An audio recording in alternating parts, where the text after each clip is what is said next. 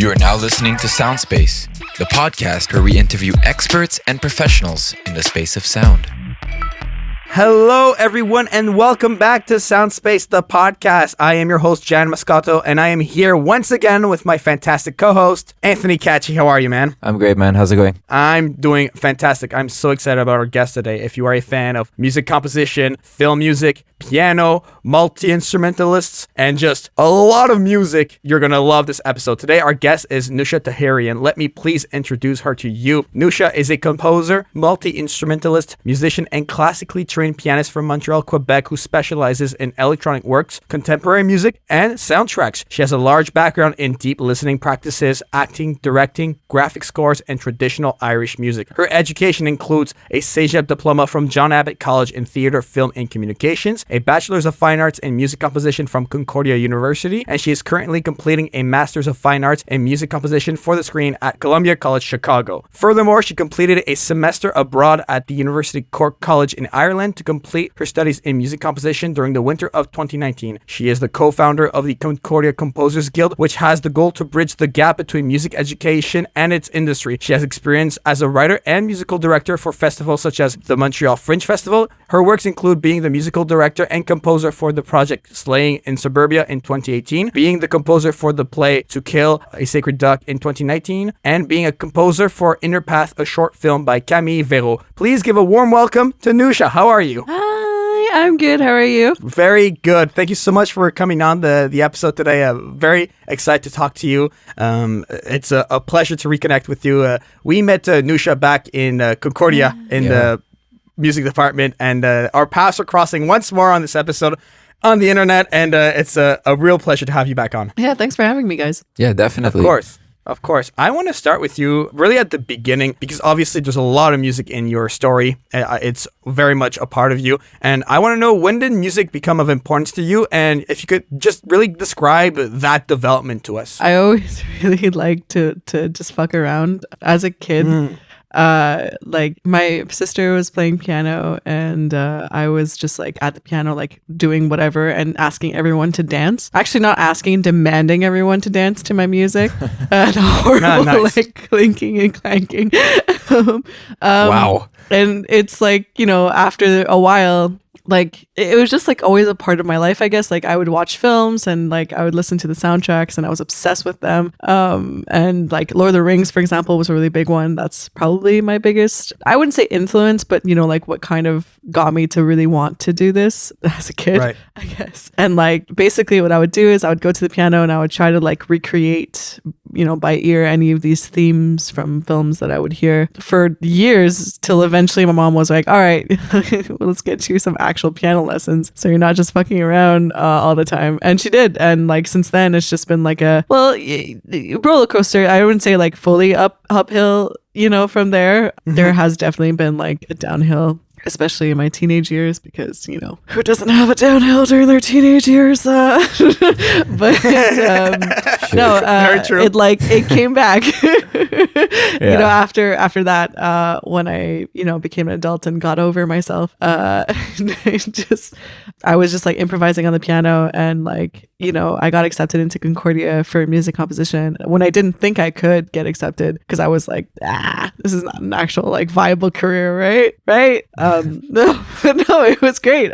So it like technically it became important to me like as a kid, but like it especially, like I guess the reconnecting to music was actually when I got my acceptance letter, because that was when it was like, oh shit, like I can do this for real? Crap, man, that's awesome.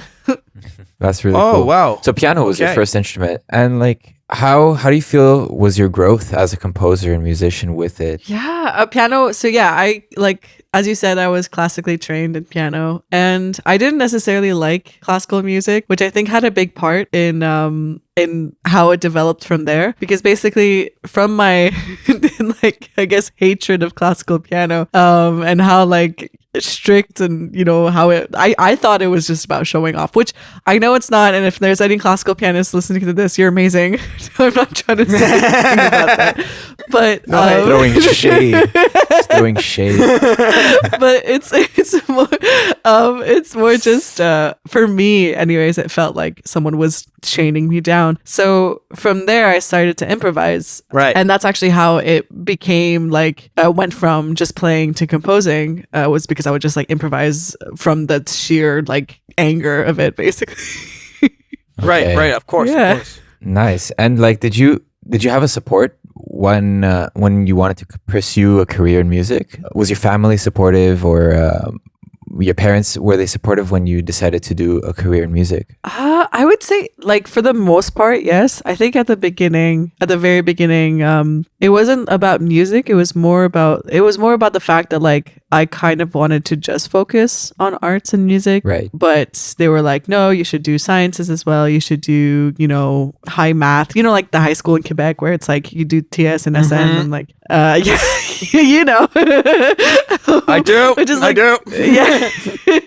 Like I couldn't choose anything other than like physics and chemistry, and they were very strict about that. So I did get support from them, especially after that period of my life. But I did feel like in that period as a teenager, when I had to do science at the same time as music, I didn't think it was like sustainable whatsoever, and I definitely burnt out. But once I got into my adult years, like when I finally, actually, especially when I went to university in music, like I can't even like describe how supportive my parents are and continue to be. Like they're very, like, my siblings, everyone is like super up for it, and yeah, no, they're amazing.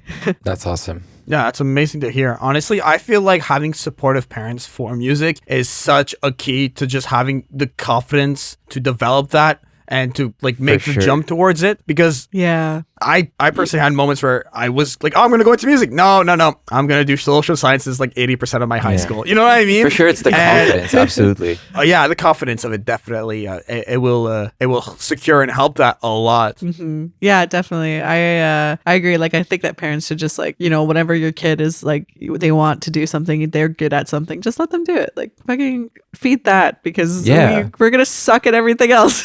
So you don't want us to be very bad, scientists or very bad accountants. Lord knows we do not need those.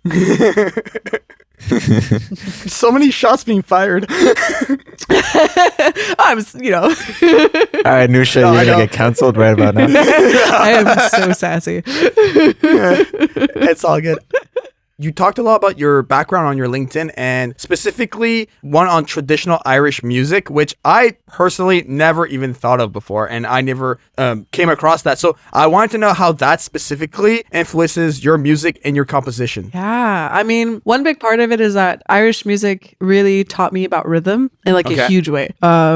Because one thing that I did when I was in Ireland was I started learning the bodhrán, which is the traditional like Irish drum. So it got me to like feel rhythm, it got me to understand rhythm, and I definitely think that like I have to credit, my teachings over there to like just being able to like, be on time, I guess, with the click, and to be able to like come up with interesting rhythms. Yeah, exactly. But the other part of it is I tend to use my voice a lot in my recordings, or at least compose with my voice a lot. I did start to learn like Irish traditional music in terms of like singing. There's like this technique called seanos. I didn't fully go into it at first, but like I started to learn it while I was in Ireland, and then when I left, I started to develop it a little bit more. It's still like a very difficult technique. Like I would not call myself like at all a master of it. Absolutely not. But it's a practice that I've been having for a while, and that has helped a lot with my compositions, especially like having that like really cool like like ancestral like fantasy sounding voice, which is not what it reduces to, obviously, but it's something that like can bring in a lot of storytelling, and the techniques used in Irish traditional singing are just fucking awesome. So yeah, like it's kind of how it influenced my compositions, was the rhythm and really cool vocal techniques. Yeah, for sure. I can see how it would enrich in your compositions. Mm-hmm. Definitely. Yeah. Can we go through a little bit of your education and learn about what you've studied? Because you have a wide educational history. So could we start with theater, film, and communications at John Abbott College? Yeah. So that was, I was so much younger. So like I didn't always want to be a composer. I knew I wanted to work in like entertainment, film and theater and all that stuff. Right. And at John Abbott, actually, it's like the school that's closest to me for CEGEP. I mean, I didn't have a music program and I was interested in applying for that, but they just didn't have one. So that's kind of why I went into theater, film and, you know, like video production, communications, all that stuff, which is like really like vague, but it was vague, right? Because that's what CEGEP is in the end. But it was fun because I don't know. I tried to sneakily try to write music for film that I was working on, but like I was really bad at it because I didn't understand how to do it. So, especially syncing, it did not work. But you know, like it still taught me like a great deal about storytelling. I like credit that definitely for John Abbott. It also taught me how to speak better English and write better English, you know, with communicating, which I think is a big deal. Because really, how so? Because like, well, okay, especially right now, I'm like the only French speaker in my class, although there are other international students who speak different languages. I've spoken with other international students. We do feel like, you know, sometimes the language barrier is very strong, especially when communicating with like directors and communicating with other musicians and everything. And we're trying to explain, I don't know, like, you know, what it is that we're trying to say, or like we're trying to understand what they're trying to say. There's definitely like a language barrier. I've always spoken English, but never extremely well, especially going through like the French education system before my CEGEP. And then in CEGEP was like the first time that I actually like sat down and like I remember having in theater at John Abbott, like I had the script and I had a dictionary next to the script because I had like highlighting words I didn't understand because I was like, what the fuck is this play about? I didn't know. But it's great because it forced me to like, you know, become a better communicator and English speaker in the end. Yeah, for sure. Yeah. So I think that's like, you know, invaluable, like in its own way. And that was, yeah, basically like what I credit like John Abbott for was like that beginning of communication, but also storytelling with all those like theater, film. How did you transition from there to Concordia and music composition? Yeah. So, as you probably know, like Montreal has 2 English-speaking universities. Yeah. So your choices are so minimal. I really did not want to go to McGill. Everyone in my family... And French university was not an option? No, I wanted to get out of the French system especially since I went to Abbott. I was like, what is this? Like the French system barely taught me any English. And like, I don't want to be, I don't know. I can speak French for the rest of my life. I love speaking French, but gosh, the world is mostly English speaking. So it functions mostly in English. Absolutely. Exactly. I hear you. So like, I knew I wanted to go to English school. I knew I did not want to go to McGill whatsoever. So my only option was Concordia. Literally what I did was I went to the open houses because I didn't fucking know what to go into or what to do. I was just like, this is the school I have to get in. Oh man, I get that. Yeah. Like, what am I? So I like grabbed, you know, the pamphlets that have like the booklets that have all the programs. I basically like spent time reading every single program, being like, what am I gonna fucking study? And I had bookmarked like film, you know, theater and like communications and all that stuff because it was already what I did in CEGEP. So I was like, this will be, you know, like a smooth transition. But music was one of the things that I had actually walked up to the 8th floor, which is where the music department is in Concordia. Yeah, I miss that place, man. Yeah, me too. So I walked up to the 8th floor and this was during the open house. And I just remember everyone being so happy. like people not being miserable was a big thing. But also like I spoke to Dr. Christine Beckett, who's like one of the professors there. She's awesome. And I told her about my background. I told her that like, you know, I'm not that good at music, as in like this was a time where I had quit music for 2 years, you know, and that I'm kind of out of practice and I don't know if this is actually something I can do. And she encouraged me to apply and she was very adamant about it. So I did. That was like one of the six programs that I applied to Concordia. And then I got into like theater. I got into like my first choices. So I got into the theater and music. And then from there I was like, shit, like I got to say yes to music. I also did say yes to theater. So like I started out as a double major and I was in acting and music. But I dropped acting as a major, I think like in my second year, if I'm not mistaken, or maybe my third year. Yeah, because I hated it, and music was where my heart was at. So. Whoa, so you dropped it pretty late. Well, the thing is that I did like a full year of like a lot of classes in acting, and then the next year it was almost like I was dropping it slowly anyways, because like I had like just like 1 or 2 classes maybe, and I had mostly music classes, so like it was like kind of festering out anyway. And yeah, I hated it. It was the worst thing ever. But yeah, no, I'm so like the day I decided to do that was the best day of my life, honestly. Well, that's good. So bad. Yeah. Yeah, and that's basically like what Concordia was like. Just for sure. 5 years of that. 5 years? Right. 5 years. 5 years. Wow. Yeah. That's many years. Fucking insane. Yeah. Yeah. I actually wanted to like, before we jump to the next 2 schools, you mentioned not wanting to go or not enjoying McGill. You are like, why just like rule one out right away? I'm very interested in knowing that. So my whole family went to McGill. Oh, okay. Almost out of spite. Like I was very much like the type of person that's like, you guys all went to McGill and you guys all hated your school there and you're all miserable. Oh man. Jeez. Okay. So I had this hatred of McGill. You had like a predetermined bias against McGill. Okay. Yeah, exactly. I fucking hated them.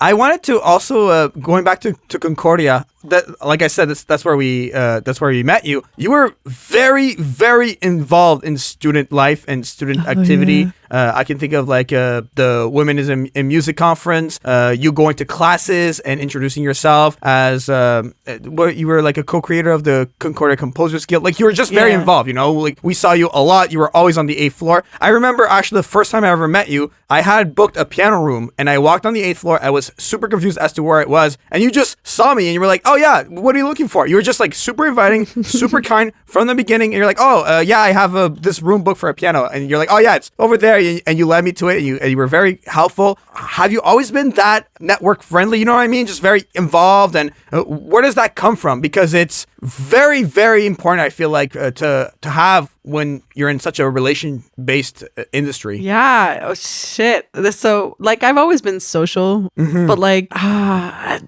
where it comes from is kind of like, I don't think it's dark. I think it's just like a little bit like, oh shit. Like basically what happened was that I was like, when I was in theater, I really had like a bad time, like a very bad time. I didn't trust anyone. I thought, and like, you know, I was kind of like, I had like a couple exes in the theater department, and like the theater world is very small. So it made it very difficult to know who to talk to and what to talk about and all that stuff. And it kind of made me, you know, paranoid. And I hated, like, I was just like so, you know, careful of who, like, what to say in front of people. And I hated that. And I actually went through, like, when I had gone to my first music class, I was afraid because I thought that kind of attitude would kind of follow me. And I actually did go through to like therapy for this, because I was like in the theater department, you know, like long story short, there was a little bit of like ostracization that was happening. And like there was someone who like threatened me at some point. It was great. Oh, great time. Oh, yeah, wow. no, horrible. I hate it. I have a very bad taste in my mouth from the theater, like just theater world in general in Montreal, but especially I'm really sorry. the department I of see where theater you at dropped it. Concordia. Yeah, and it's, yeah, you know, it is what it is, and I've heard a lot of people go through similar things. So it's like, it's something that the industry itself really needs to fix, I find, because you see it a lot in different theater groups. There's a lot of like, anyways, you know what I mean. They need to fix themselves. Not to, you know, shit. Am I gonna get canceled? But anyways, You say whatever you feel like saying. Nah. There's this is totally like a safe space. Whatever you feel like saying. Definitely a safe space. After that, like I had gone through a lot of therapy because I had so much anxiety from, you know, having to work with my exes, especially, and like having to like kind of face these people who I knew hated my guts and like wanted to hurt me. I remember talking to my therapist about that and being like, I don't know if I can trust people anymore or as well as I did. And she actually really helped me with that. She was like, listen, yes, you come from like this kind of really like hostile environment. But when you're going into this new environment, like it's always best to just put your best foot forward and just like see how people react and to listen to your gut. And if you feel like people are responding well, just keep going with that. And then that's how I started it. Like I started to kind of, just introduce myself, be nice to people. And then eventually it was just like, wow, like people are so nice here. So it kind of influenced, like the fact that people were so kind also influenced me in becoming even more open and even more like, I guess, like welcoming and wanting to talk to more people and help more people. Right. Because I wanted people to feel like they could also be welcome coming from like a really weird, dark-ish place. But at the same time, it's like, I don't know, maybe if it wasn't for that, maybe like I wouldn't be as good as I am today to like actually like talking to people and stuff like that. Yeah. Okay, I see what you mean. No. Oh God. Okay. Honestly, like I feel like it's the kind of thing that you went through something really bad and you made the best out of it and you became a better version of yourself through it, so you had like this really beautiful growth as a human. So, and the thing is, like, university is such a period of our life where we it's so formative. I grew a lot. I was at Concordia for 2 years, but if I compare myself at the beginning of the music department at the end of it, I was a different person, honestly. And that was through like the experiences I lived, the classes I had, the people I met. You know what I mean? And like people like you and Anthony are byproducts of that, are people who influence me in great ways. So I feel like it's like this like family that we are a part of. And it's not even to sound corny, but honestly, like people from the music department at Concordia, we kind of just have this thing that we get it. You know what I mean? Yeah. Like we're just like fun and we're cool and it's we're on the blue couches, you know what I'm saying? Yeah. And we talk to Kevin Moon and we chill, you know what I mean? And it's a Friday and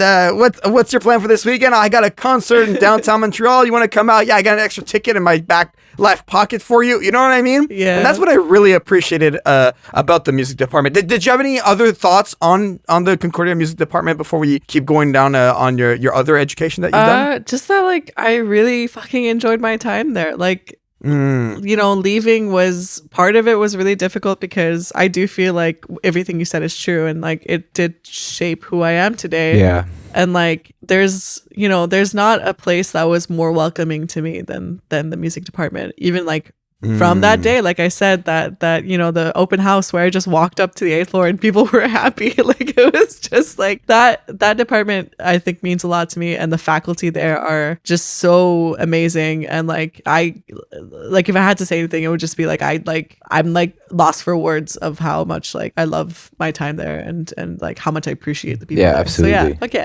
Definitely. I like that. So earlier you mentioned you took a semester abroad in Ireland. Can you elaborate a little bit more on that? Yeah, It sounds like really fun. That sounds like a lot of fun.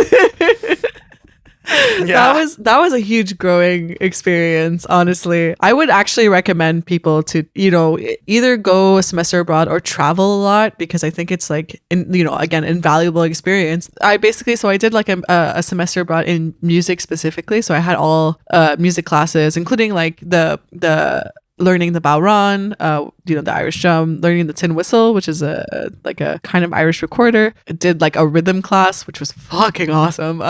Composition class, all that stuff. And like being surrounded by a different like group of people, that because I feel like you always get in your head when you're in the same place, and then when you leave that place, all of a sudden like getting out of your comfort zone is so terrifying, but it's so awesome. Like the type of people that you meet, but also like if we're talking strictly about music, like we went to pubs where there was like live performers, so there's these like traditional Irish sessions, and just like being around that like music was so cool, because it's just like, oh, I've never like actually heard this in my everyday life, just like live, just people just playing this kind of music, or going to like open mic nights and hearing what I just did an open mic, and like I was so nervous that I like after it ended I ran off stage. No. I was just like, okay, thank you, bye. Oh man. My name is Mike Drop. It's okay. Like, bye. But it's okay because it was still a good experience and it was so fun. But yeah, like while I was there, I got to travel kind of all around Europe. I went to Malta, I went to Paris, I went to I went to England, I went to Scotland, I went to all these different places, and like that was part of the experience that I needed to kind of grow as a person, but also grow as a musician, because again, it opened my brain for to sure. like different sounds, but also like a whole new world. And it's also like, I've talked to a lot of people who've had like a similar experience when they're abroad. There's a moment when you're abroad where you're actually thinking in your mind, like, what the fuck am I doing with my life? And like, you feel extremely overwhelmed and like everything is like kind of crashing down on you. But you know, everyone who I talked to who had that experience, and myself included, there's like a certain point where it peaks and you're like, oh shit, like I really don't know what I'm doing anymore. And then there's like something you do, you know, like I went for a run, for example, and like I found a bench that I sat on. And then just that, like sitting on the bench, looking out into the water, and there was like the sun that was shining on the water. It was really beautiful. It almost feels like there was a moment of like release, and like I just knew that everything was going to be okay. And I feel like I wouldn't have had that kind of like realization if I hadn't gone through such like a difficult time in my life of being so far away from home, of like visa situations, of like, you know, actually having to grow up, you know, being slapped in my face of like, fuck it, you're alone now, you know, you gotta do this, you gotta figure this Figure it out. It's, yeah, it was such a like pure experience. And like that moment, you know, the one where I ran and I sat on that bench, I like later on wrote a piece about it. It became, to this day, it's still my favorite piece I've ever written. But also like I recently got a tattoo of the bench because I'm just like, this was like really pivotal time in my life. Like it was super cool. Yeah, it's fucking awesome. That's really cool. Like it's just like it's immortalizing like that moment of like I actually knew I was growing up for real. You know, it was a like a switch happened, and really don't think that would have happened if I would have stayed in Montreal. That's poetic as fuck, Neusha. I feel like you just ripped that off of a James Joyce book. Yeah. I'm just kidding, but fuck yeah. I'm just messing around. That was beautiful. No, thank you. I love it. Oh my God. So, Wow. Cork University, and after that, you went to you're still in Columbia College, Chicago. Yeah. So I Okay, just finished how's my that first going? semester there. Wow. Yeah, congrats first of all. It's true. Thank you. Thank you. It is so intense. I knew it. I was like this. I have never written this much music like in my life. I think we've written upwards of between 50 to 100 minutes of music, maybe more. In just a semester. Wow. It's just, it's fucking crazy. Like, I just like I still have to like, you know, work through it and try to like, go through my external hard drives and be like, okay, like how can I actually like, how do I clean this up? Because there's so much in there. But it was so cool because again, it's that whole experience of leaving home, going to a totally different city and country, having that culture shock happening. Yeah. Right. But also meeting all these like really extremely talented people. Like it really humbles you. Like when I was in Montreal, there was a point where I was like, I don't know how much more I can learn. I don't know where to go to learn more. But then when I got to Chicago, it was almost like I was back at zero. Like I'm like, oh shit, like I'm so bad. But no, it's great. It's a really humbling experience, and I have met again like so many like talented and extremely different composers while I was there, and it's a very crazy program. I can't recommend it enough. It was actually ranked the second best in the world for film music not so long ago by the Hollywood Reporter, which is awesome. Dope. It's very practical. It really like simulates the real world. Like we just started the semester with one feature film that we had to do, which was like a feature film that our professor had worked on. And basically like our professor was playing the role of a director, and every single week we had to come in with cues that we had written that he had spotted with us, and then we had to like do rewrites, and at the end of the semester we had like 10 rewrites to do. And that's just like your first semester. And your second semester you have 2 films you're working on, and then it keeps adding and adding and adding. So you're like constantly juggling these projects at the same time as doing like orchestration assignments. Yeah, it keeps you on your feet so much, but you start to develop a rhythm, and as the second years told me right before the break, they were like, yeah, you start developing a rhythm, but then every new semester you've got to fucking find it again because everything gets so much harder and much more intense. So I'm looking forward to that, but it's still like so cool that like it's so practical, and we got to meet so many people. I got to meet film students. I got to meet like these composers that are in the industry, you know, during the time that they came for like a guest lecture, and like Columbia College is very, very adamant about teaching you actual skills and like our class, like we have a class that's like, it was just about like contracts and like knowing where to actually find your money, like where do you actually get your PROs from, like how do you juggle PROs from a different country to like, you know, the United States and all that stuff. So like the information that you have is very useful. So yeah, it's great. I still don't believe I'm in this program right now. Right. Just for the audience, what is a PRO? It does stand for Performance Rights Organization. It's basically like your royalties. So when you have like a cue in a film, so you have a something you've composed for a film that turns into a cue, and then you have these PROs that represent you. So like, you know, SOCAN is the Canadian one. That's probably what most Canadians work with. You know, in the States, we have BMI, ASCAP, and CISAC. And it's basically like whenever your, you know, film, although it's not just for film, it's for anything where the audio is actually played. Whenever your film is like played and they use your cue in it, then you get like, you know, part of your royalties. So you get like a percentage. Yeah, exactly. And so that's what a PRO is basically. I'm sorry if that was like a bad explanation. Trying to that makes sense. Like, you just lost me even more, Neusha. No, I'm kidding. That makes sense. I'm like trying to make it as like easy to understand as I can. We got it. It's performance royalties basically.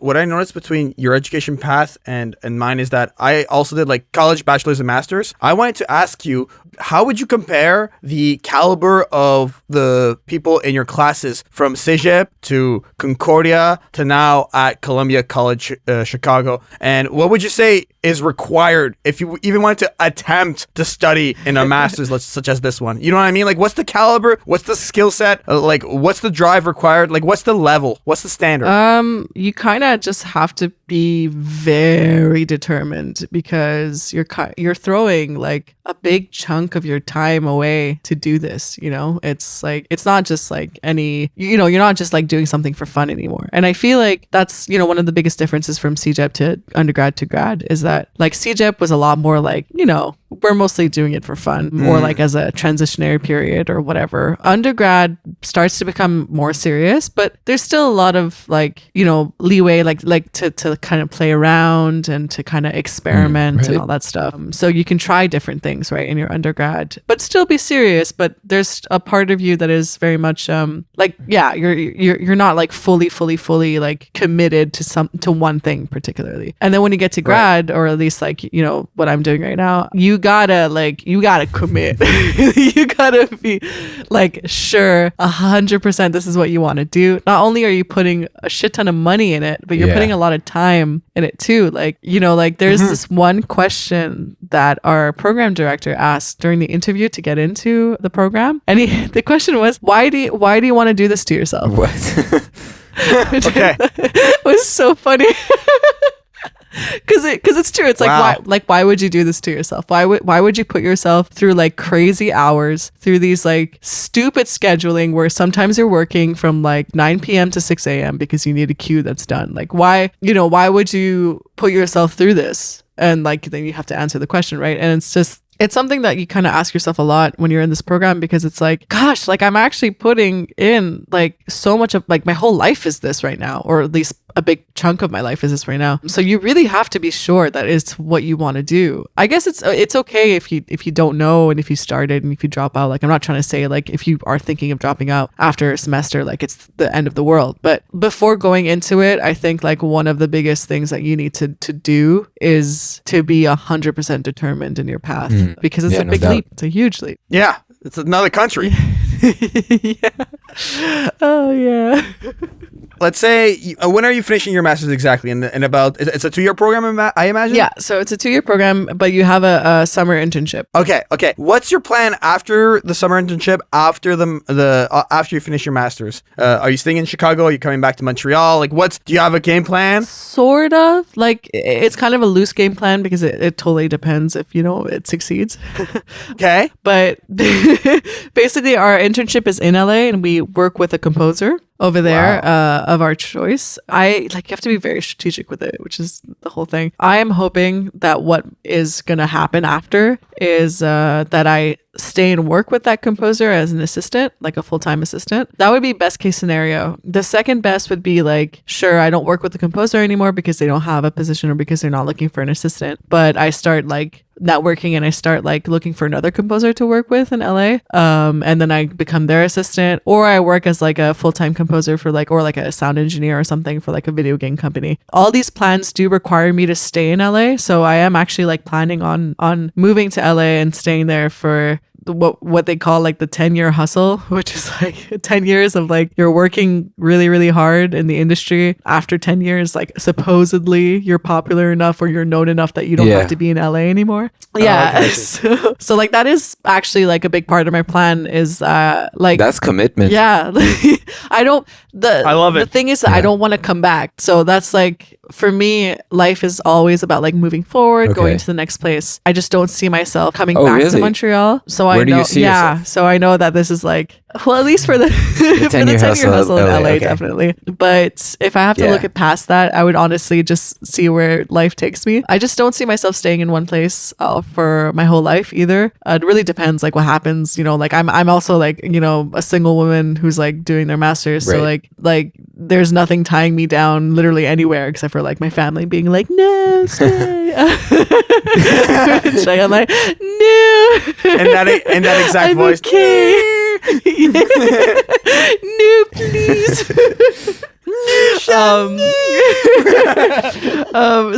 So definitely see myself staying there. Gonna get a house with a bunch of composers, probably gonna buy a car because you can't do anything without a car. Sure you can. You know, sure you can. No, you really can't. Not in LA. All right, LA. Yeah. That's basically my plan. Yeah. I mean, it sounds legit. Yeah, for Thanks, sure. man. Very cool. Yeah. I'm curious, what goes behind the creation of a graphic score, and how often does it play factor in your compositions? Welcome behind the creation.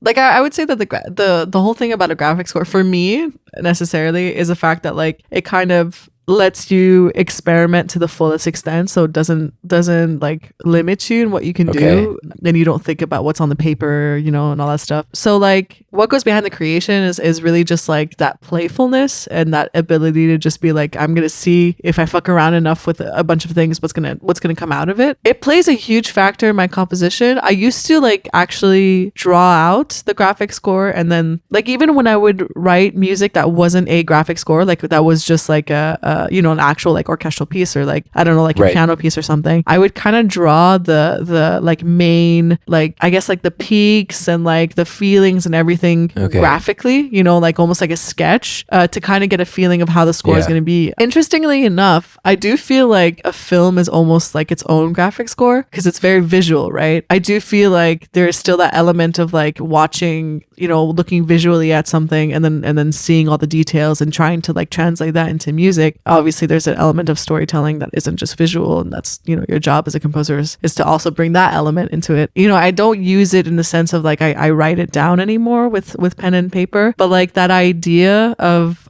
experimenting, that idea of kind of like being open to looking at visuals and like to kind of like translate those things and just being like, what's gonna happen if I take a stick and I put it in a bathtub and I do this and I record that, like, you know, like like those ideas are still a huge part of you do like, in that voice influences my composition. What's gonna happen? Yeah, exactly. Like, what's gonna happen?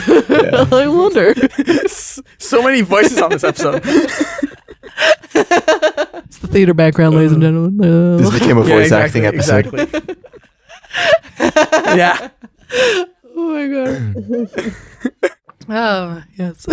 I just want to tie off on your education here with comparing and contrasting the Canadian music education system versus the US music education system. I have a prediction. I want to give like a thought. Okay. Because I also did a graduate film music program, and when you compare what you described to what I experienced, I really feel like you have way more possibilities, way better connections, probably well-funded programs. You're composing way more hours of music than we ever thought of even. attempting. So I just feel like the programs are probably way better developed. That's what my feeling is. Am I on the money? Am I wrong? Like, tell me all about the difference between those two music education systems. Yeah. Oh, I don't want to say anything bad about, either or, but just you are right. Like, one of the main aspects of American, like at least where I am going to school, is they have so much more money, and that plays a huge factor in it. Like, because they have so much more money, they're able to like have better, equipment, sometimes better facilities. Although I do think the facilities at Concordia were pretty good. Like they are very good. And like the EV studios were amazing, and like the JMSB studios were really good. Like, so like props for that, like credit for that, honestly. But it's also like one of the big differences that I saw was that Canada is much more academic. The professors that teach, they have experience in the field, but they're a lot more like people who have like, PhDs and like, and there's nothing wrong with that, but there's definitely like a disconnect, sort of with like what's going on right now versus like what was going on before. And a lot of our professors at Columbia College, for example, are working right now. So like, our director just worked on the An American Traitor, which is like the film with Al Pacino that just came out. He composed the music for that. There's like Kaz, who's like also working as a composer on the side and working like for other things as well in music. We have someone who's like the music tech professor who has a band, and he's been touring, and like he also works on like, he worked on a documentary recently. He and he works as an audio engineer for other things. Like, there's this sense of like people who teach also are not necessarily extremely academic, and they kind of like throw away the academia, at least in Columbia College. I'm not trying to speak for the whole US music education system, because like I don't know all of it, as well as I don't know all of the Canadian one, honestly. But I'd say like one of the biggest differences is definitely the money, definitely like how academic versus non-academic people are leading them, and how involved people are with the industry. And like, that's actually one of the reasons why we have so many people who are like so accomplished as our guest speakers. It's not because like, it's not necessarily because like our school is like can fund them. I mean, it's probably like a big part of it that they can pay them, but like the other side of it is that they're literally friends with our professors, like, because they worked in the industry together, or they're still working in the industry together. So like, we had like, we have like composers in residence that teach us like every single year. We have the trio that do the animated Batman series that are composers in residence. This year we had Jonathan Miller, who was it wasn't us, it was the second years I had them, but like who did the composition for Life Below Zero, which is a documentary on Disney Plus documentary series. Sorry. There's like last year the composer in residence, gosh, I forgot his name.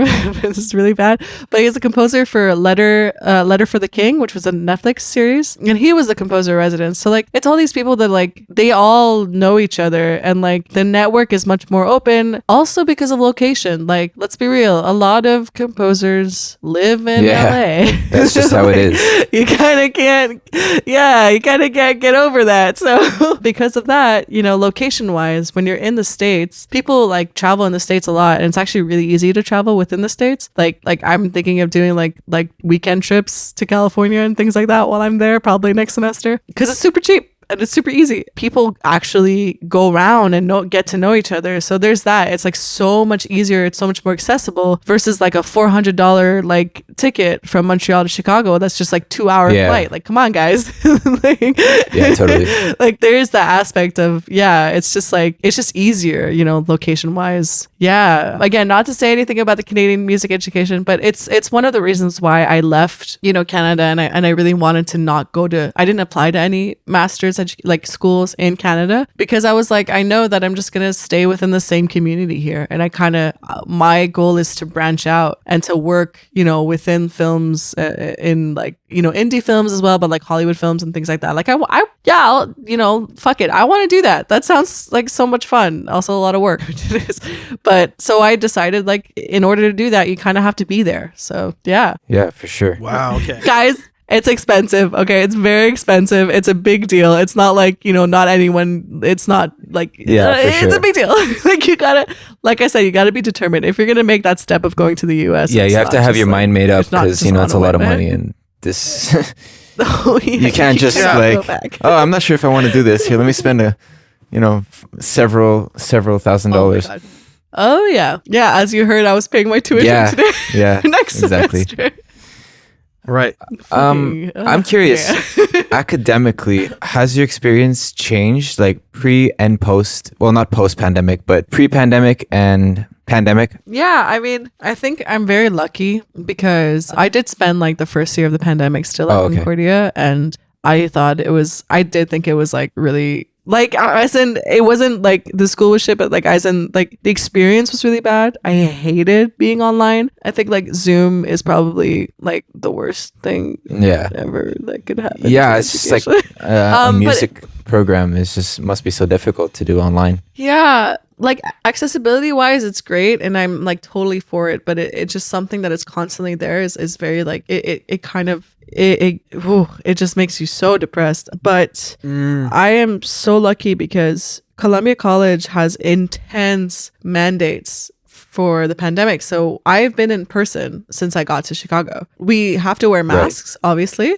I have all my classes in person. We are also very small courses. Like we're 13 people in a class. And then our bigger class, which is in an auditorium, I think we're like 25 that's great. or 26 people. Like there's so much space, but also, like I said, Concordia College mandates are very strict. So like you actually have to scan your ID card to get into the building. And on your ID card, there's an indication whether or not you're vaccinated. And if you're not vaccinated, you can't get into the building. The only time that you can get into the building and you're unvaccinated was at the very beginning of the school year, because people were getting vaccinated at that time if they hadn't been. And you had to come in with a test, like a negative test every single time. So like it was very strict. And now like if not all people are vaccinated at our school, like the cases are so low at Concordia College. And I just got a text when I got to Montreal for the winter break. I got a text from the school saying like, as of next semester, we're going to require you to have your booster shot, which I got mine. And the thing is that they block you from the system if you don't do it. So they really, really are strict with that, which like, I know that people have different opinions about like these mandates and everything, but I think if it wasn't for those mandates, like I wouldn't have had my education in person. So I'm like so grateful for that, because I was able to actually go to school. Yeah, that's great. I'm all for it too.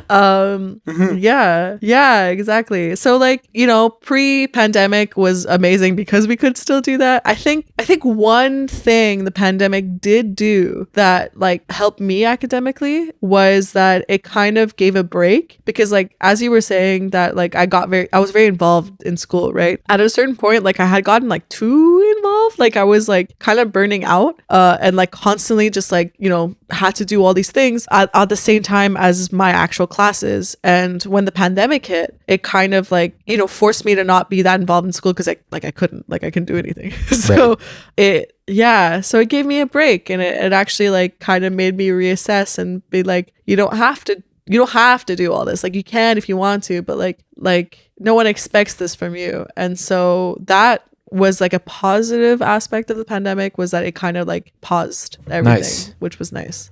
Yeah. Right. Wow. Yeah. What would you say is the most important part of networking as a composer and musician? Like we talked about how you are very social earlier and all of that, but it's such a relation-based industry. Mm-hmm. Like Tell me about the impact of networking, and like what's your life like without and with networking? You know what I mean? Like I really want like the listeners to understand the importance of this, because I think it's something that you do very well.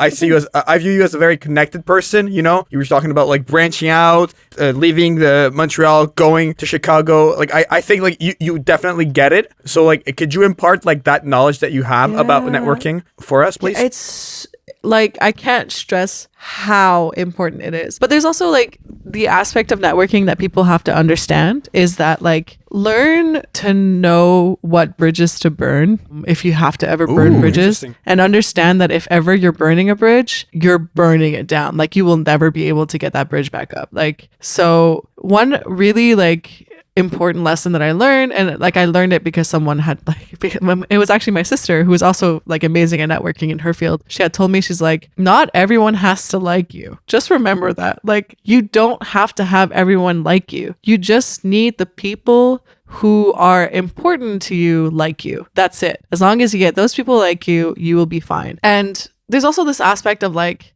when people like you in networking, like you don't have to be friends with everyone either. Like you have to understand that like it's still a professional relationship, as well as like you can obviously have friendships. Like honestly, we don't meet anyone else to not be able to have friendships together.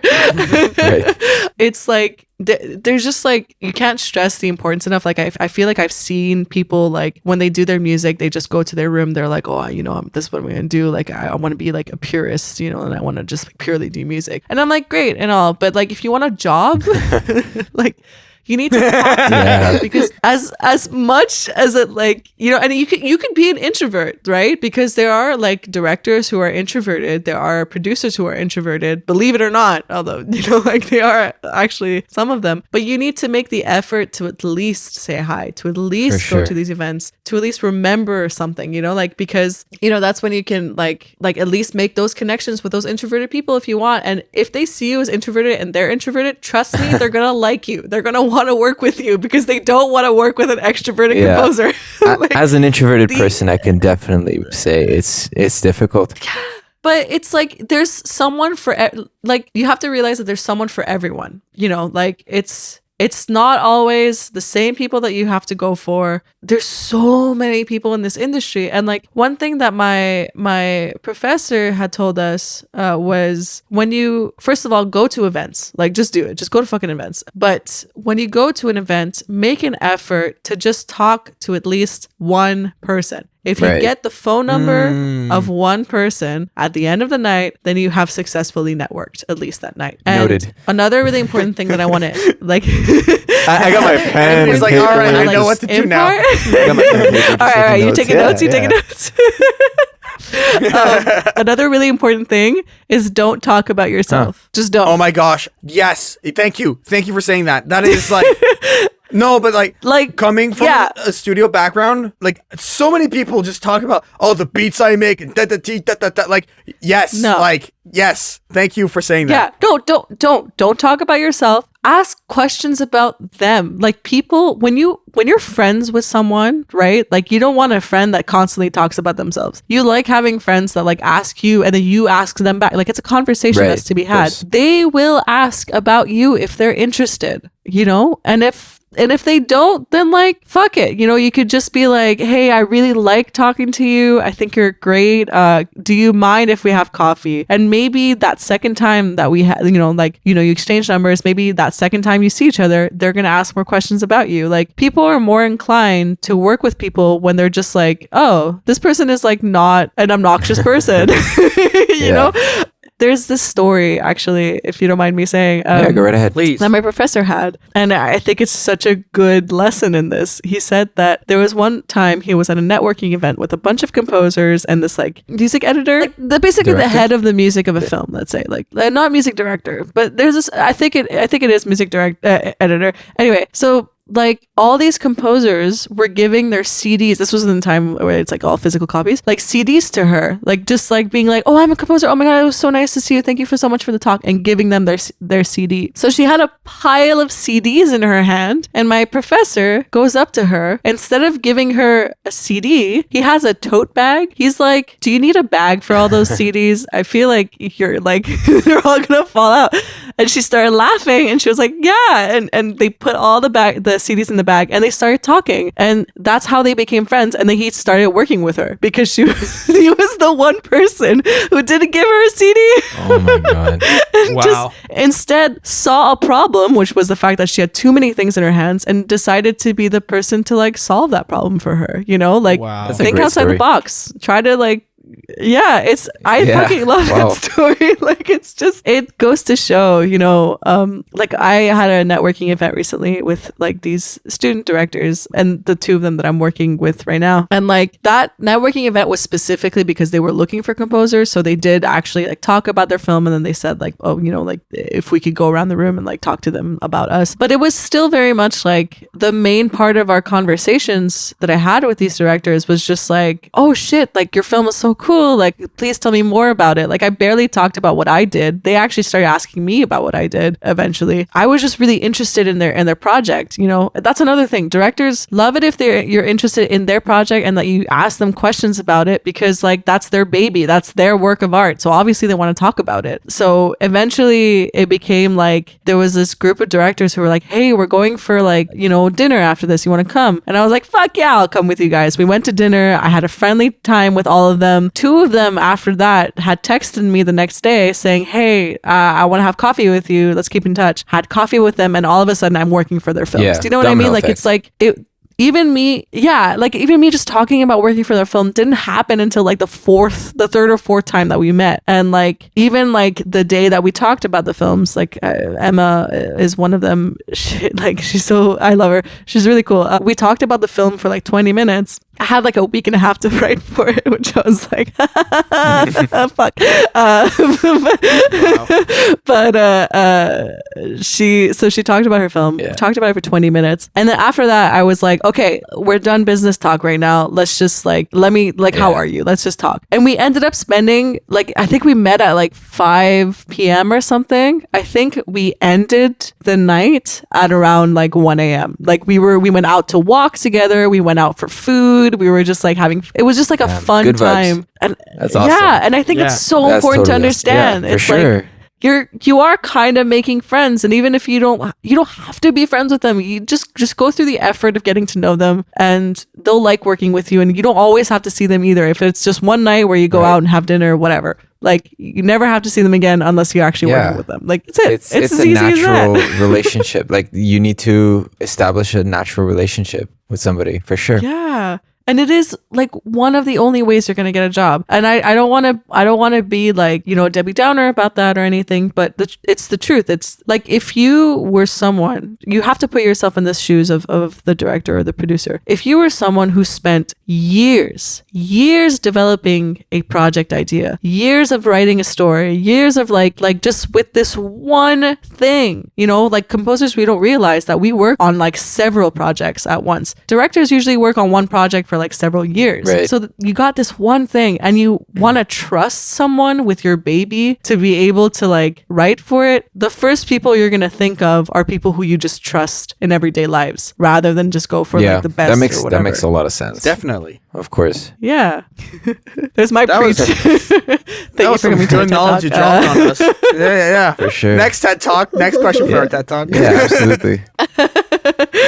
Fuck yeah. I was curious. So like, as a composer, and as many artists have gone through and will go through, how do you handle personal difficulties like self-doubt? Do you ever go through imposter syndrome or anything like that? How do you handle something like that? Yeah, for sure. And we all go through that. I think I think like one of the best things to do is to have a group of friends that you can go to. It actually does help if part of that group of friends is like someone who does the same thing as you, like a composer or something. Just because like when you talk, a good thing to do is to talk to them about it, because a lot of time they understand what you're going through and they can kind of impart, you know, whatever to kind of help you through it. And I found that that has helped me a lot. Another thing is to kind of understand that maybe you need a break, like a very small break. It could be just like a day to yourself. What I like to do, especially in those moments, is to kind of reevaluate what I actually do know instead of focusing on things that I don't know. Like there was actually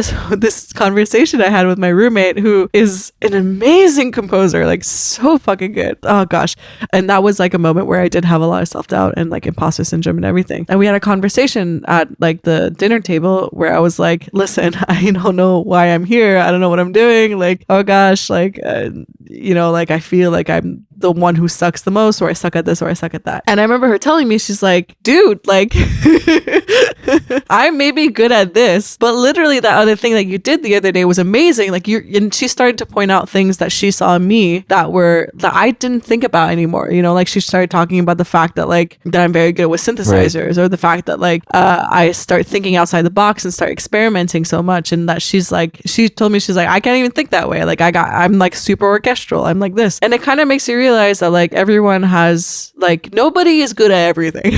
You're not, you know, like there are obviously obviously like some people maybe in the industry that you really think they're good at everything. Maybe those people have gone through like 40 more years than you have. Yeah. So you've got a lot to still learn about. And I think what's really good about these moments, yeah, you look at what you actually know what to do, but also like note down what it is that is making you feel that way. Like, is it the fact that you don't know how to mix properly? Which was my thing, was that, oh God, my mixing is terrible. You know, like, is it the fact that you feel like, I don't know, there's a genre of music that you're not good at or something like that? Write it down, like actually pinpoint what it is. And then after that, go and look for that specific help. Like what I did in the end was that I got a tutor in mixing, and I'm working with him right now, you know, and I've gotten a lot better since I've worked with him, because it's like, you know, I knew it was something that I sucked at.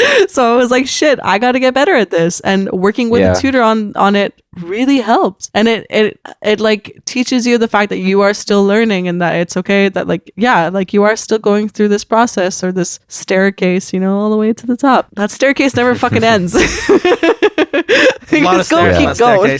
Yeah. Exactly. Would you say that also applies for a writer's block? So when you're going through a writer's block, would that same thing apply? That same concept? Yeah, I mean, I think like, again, going back to like writer's block, you mean in I guess in composition anything, or just but anything?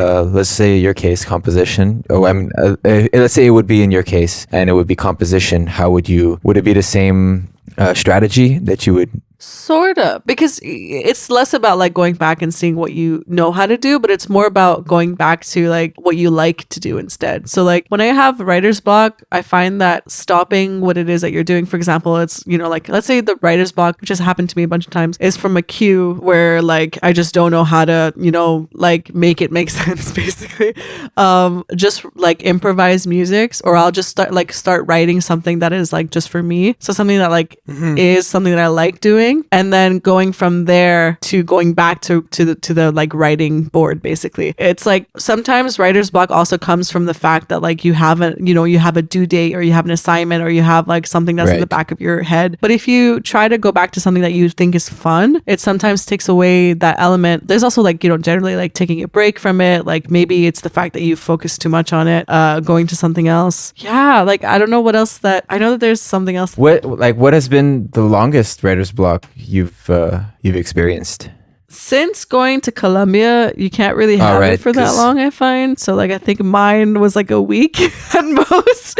You know, I think it was for a rewrite too, so I had time to write it. But that was like the longest. Before then, like there were like times where I met like a whole month with a writer's block, and it felt I can relate terrible. to that. Yeah, but again, like getting out of my comfort zone was what helped. You know, just like doing whatever, or like even like traveling if you can. Traveling, it's like a big. We were part talking of it. earlier about like when I went to New York, that just opened up so much creativity, and definitely traveling is a heal.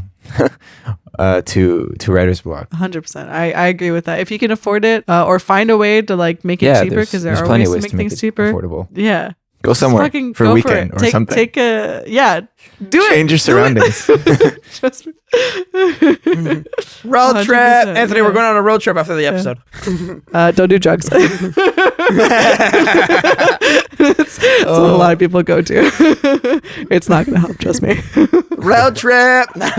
It's a different type of trip, yeah. Another type of trip. Okay. I want to go. Let's get off this trip and go to another trip. Ask you another question. Yeah. Okay. So you obviously have composed a lot of music over the years. I want to know, in a general sense, you know, I'm sure every song is different. It's like your own child. It's unique to itself. But in general, what's your compositional process like? Do you start on the piano? Do you open up a notation software? You know, like what's your general process? And then if you could like explain that for maybe a song or two that you've composed, bleed into that afterwards, I would be really curious to discuss that. Yeah. No, there is definitely a process. I think one of the things is to create a palette. This was like something that like professor had told me, was that like a painter always gets all their paints on a, you know, like on a physical palette before going to the canvas. So like as composers, why don't we do the same? Like we should actually do that too. And you can always add to your palette later. So creating a palette is definitely something I start with like almost all the time, just deciding like what are the sounds that are going to come in as a general, you know, and then later if I want to add, I can. The second thing that I would do after that would be to improvise with one of the instruments of the palette. Sometimes, a lot of the time, piano is included, or voice at least, and that would be like a way to start with it, would be just like, oh, let me come up with like, is this a thematic thing or is it not a thematic thing? If it's a thematic thing, then I'm definitely gonna be at the drawing board on the piano. I think that's like the easiest way to get thematic material out. If it's non-thematic, then it's like I'll start improvising with one of the instruments, and then having that one improv, I'll take out what I like, and then I'll actually start building a structure from there. And I did that for a lot of things, like for a lot of, you know, just general cues. Even like, you know, I said we had a feature film to compose, and one of the first things that we had to do was actually to create a palette. That was like our first assignment. And like, it was just like, we had to watch the film and then create 3 pieces of music that would not be placed in the film. And we didn't end up using it in the film anyway, but it was just like 3 pieces of music that you think would actually create the sound universe of this film. And that was like super helpful, because it just got me to like think about what I'm going to be using, what kind of tones I'm going to be using, voices or instruments. And then we after that week, we got into actually writing the cues. So our professor did give us like a whole week to just work on the palette of the film, which was great. But I did that with my personal projects too. Like there was like the piece with the bench that I had mentioned before. That one had started out as kind of having, like knowing, okay, I want synthesizers, I know I want voice, I know I want this ukulele with this effect on it, I know I want this. So like I had planned out like what was everything that I was going to use. And then I did start with just like a drone on a synthesizer, and then having my first improv instrument on that. And then from there, it was like I heard everything in my head. I was like, oh, I know this is going to come in and that's what it's going to do. Like I knew exactly how everything was going to like shape up after that. So yeah, definitely palette, improv, then structure. That's kind of what I do. Palette, improv, structure. Nice. Okay, very cool. Very cool. Yeah. I think that it's a good organized way. And then can you tell us about some of the pieces that you wrote in that way? Like is there one that's out there on the internet, or one that you are planning on releasing? Just any like piece that you've composed in the past? There's definitely stuff that I should release at some point. Well, I know that I'm gonna start doing that at some point. I think this winter I'm gonna try to actually write a song, just because I've always wanted to for the longest time, but I never actually did it. So I think eventually I'm gonna get a song out there. Maybe I have like electronic orchestrations, but I didn't release them either. I have like a portfolio page that I actually need to. Yeah, like basically, I am so bad at releasing. Link will be in the description whenever it comes up. In 2 years. Yeah, for sure. At this point, I am so bad at this. Like I'm like living comfortably in the fact that I'm going to school for this and like not having to get this out there yet. But that's like a really bad attitude to have. So I should. Yeah, there is a big difference from having to release something and just releasing something because it's your personal project. For sure. Yeah, exactly. So hopefully. Oh wait, no, actually, Inner Path. That was a short film I worked on. That is exactly what I did. So let's talk about Inner Path. Let's go. For sure. Okay, that's why we're here. Let's get into that, because that was a question I wanted to eventually hit. So this is a perfect transition. Yeah. So Inner Path is a short animation that was directed by Camille Verreault. Super talented. Yeah. It got into the Fantasia Film Festival. It's awesome. It's beautiful animation. Basically, what I had done for that was I literally created a template for that one. So I talked to Camille about like just what kind of sound she wanted, what was the story about, like what was the universe that we were in, and then I said, okay, so next week I'm going to give you 10 different like sounds, basically. So what I did was I loaded 10 instruments onto my, so this project was also like not done with like typical instruments, except for at some point there was like a string. It came in very late, or like a choir, but everything else was instruments that I had patched, basically. So like there were synthesizers, actually mostly synthesizers that I had patched myself. So mixed in maybe with some samples. So I would create these patches. So I think I had 10 or 12 of them. And what I did was I created an audio where it was like patch number 1, and then it would just play a scale and like bang on the keyboard and like whatever. Patch number 2, nice. like That's for cool. all the patches. So she heard all the patches, and she would actually give me feedback on what she thought was good or what she didn't want at all, or what she thought I could work on, and where she wanted it in the film. So from there, I could delete the patches that she didn't want anymore and actually keep the ones that she wanted. And then I came up with the first draft, which, I looked at her notes and I saw, okay, she wants this over here, this over there, which was a lot very directed, which I love. So I had like an initial kind of like pad that was playing and maybe a little bit of a thematic material that was improvised. I sent that to her and I was like, this is not going to be what's in the film, but I just want to know if I'm in the right direction. And she gave me feedback for that. And then from there, I actually went to actually creating a full on like, okay, so this part's going to have this, that part, like every single section, what's going to come in, I think that's like my favorite way of working. Nice. And like I did sort of do that with the other two directors I'm working with right now, but since I had less time. And how long does it typically take? A lot from the less moment you start thinking about it to the moment you're done the project? It really depends on deadlines. Like for the ones with the two film students, like I literally did not have time. So I had to be like, okay, I got to start this tomorrow and I got to think about it. And like, I got to send them something halfway through the day. So sometimes I will be doing that. And it's just like focus work basically. But if it was up to me, I would love to have like a week at least to just think about the sound without actually thinking about any themes or anything, just the sound. And then maybe a week on thematic material and some initial drafts. And then from there to work, depending on how long it is, like from there to work on it. So I think the golden rule, I mean, if it's just a short film, like 3 weeks is amazing. Like that's actually more than I could ever ask for. A week and a half is short. I think I even had less than a week and a half, which was the stressful part. And if it is the only thing that I'm working on, then that's actually fine. It's not that bad. But because it's like composers, we generally tend to work on like 6 different projects at once. It's like not the most ideal situation. But I got it out. Why do we put ourselves in these situations? Yeah, why? Good question. Why would you do this to yourself? Yeah, why? Yeah.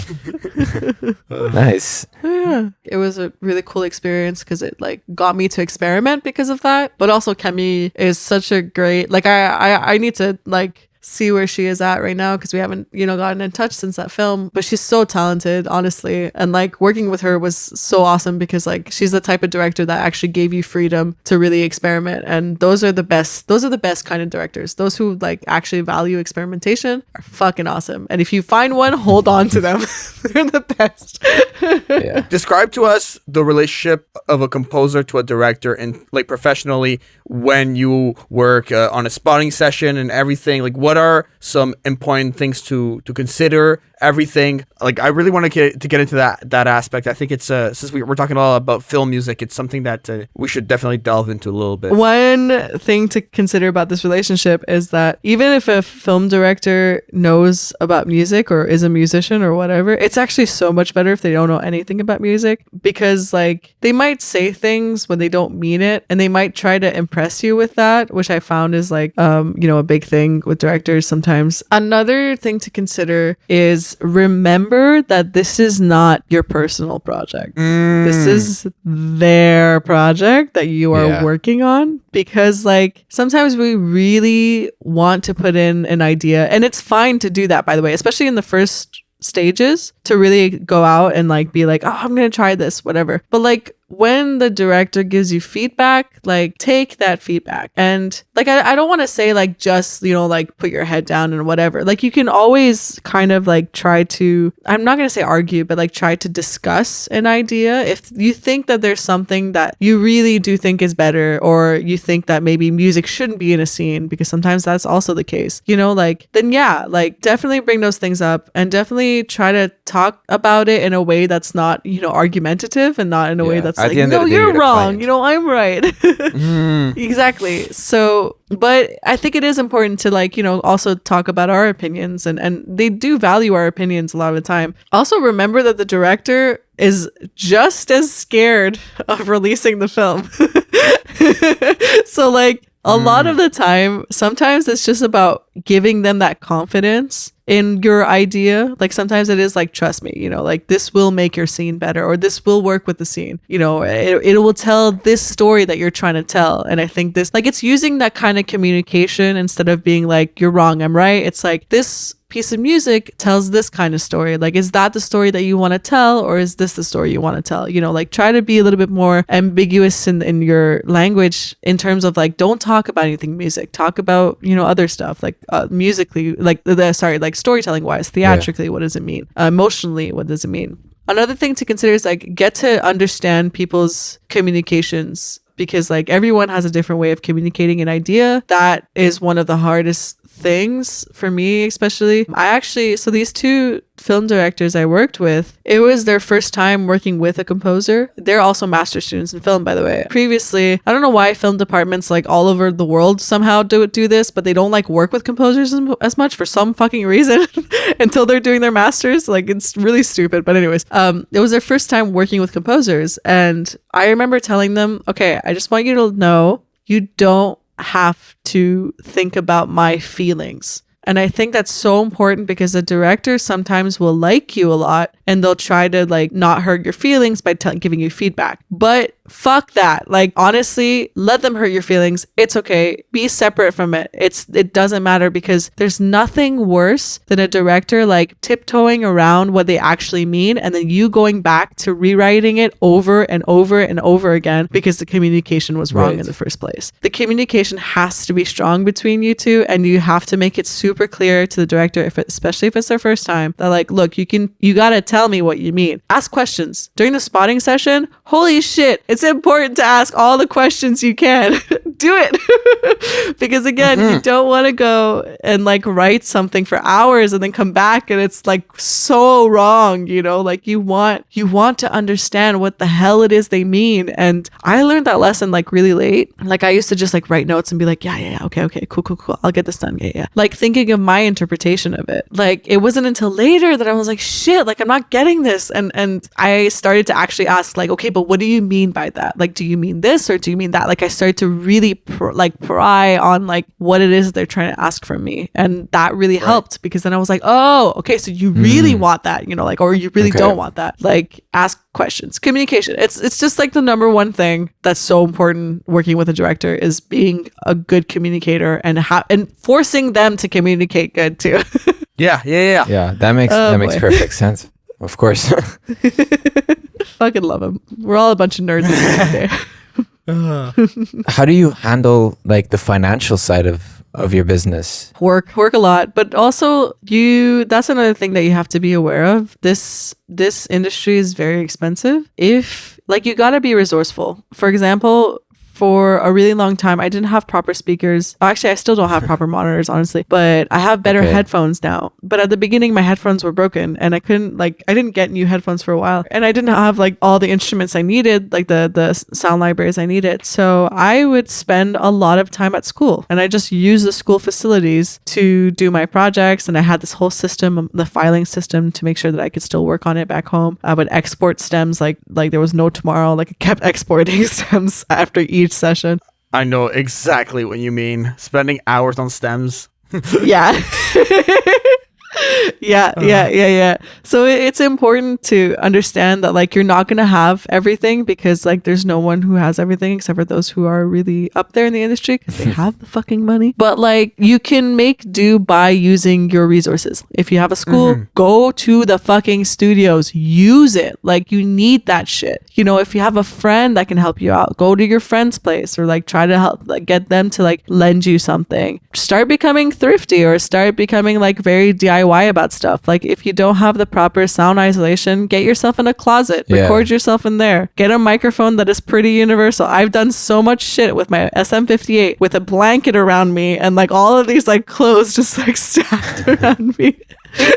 like using like this like makeshift isolation booth. Like it's just like you don't have to necessarily pay for everything. It's a lot harder, yes, but like once you start to learn how to do certain things, like how to get around not having certain materials, at the end of the day, you're just working to get those materials eventually. And like what I do is I make sure that those materials are definitely something I need. Like for now, I have my PC. I know that eventually I'm going to need like a Mac because I really do want to use Logic, and I want to be able to like process my works a lot easier. I find that PC is great and all, but like it has some difficulties that I go through. So I'm like, all right, do I need a Mac right now? No, I don't. So what am I going to do? I'm going to wait until I like next year, for example, my second year, when I know I'm going to actually have to start using it like for real, or then I'm going to get a Mac. Right. Or but be careful with that. Be careful and with also that, like have you used Mac before course. in the past, or? Yeah, those are the ones I use at school. Okay, because like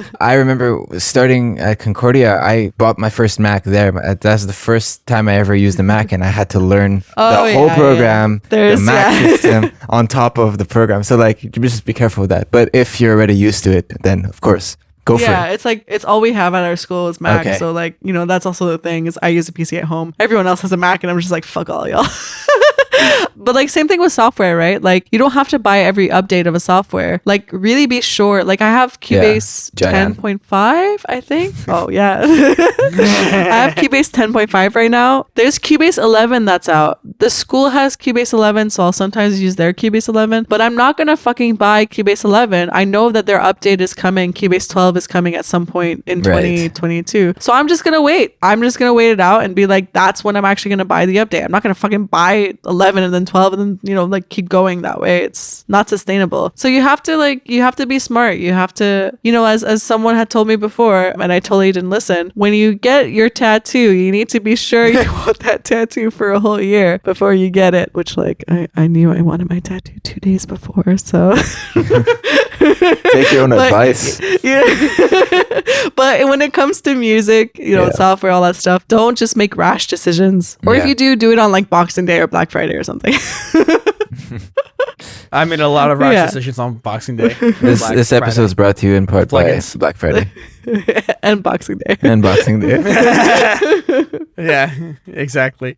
Yeah. Okay, we talked a little bit about what DAW you used and everything. I kind of want to talk about media that has influenced you. What are some video games and movie soundtracks, just film music in general, that has influenced your compositions? Like, is there anything that you listen to, you're like, oh, I want to compose an arpeggio like that? Or like, how does it even influence you? 100%. There's actually like Hildegard and Daughter's The Joker. That was like a huge influence, just because like the way she composes was just like a few notes, but like attention to detail in the minimalism in it was fucking awesome. But also like her use of sound design, like electroacoustic elements, as well as like what we used in a typical score. I just like fucking love her stuff, and she's a huge influence on my work.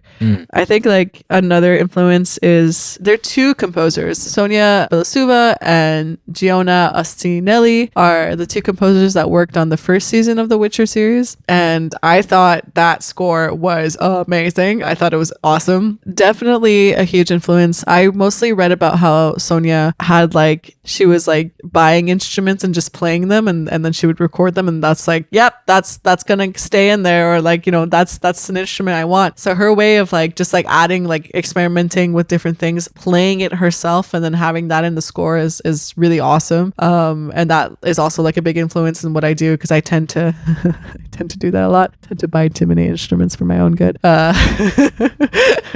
So definitely the Witcher series, which the Netflix series, sorry, I should specify. Hildegard and Daughter. There was like I guess when I was a kid, it's less of an influence. It's more just like, it's what made me want to go into music was Lord of the Rings. Lord of the Rings. Because the music is just perfect and epic in every way. I never saw the Lord of the Rings. Oh my god, no! Why?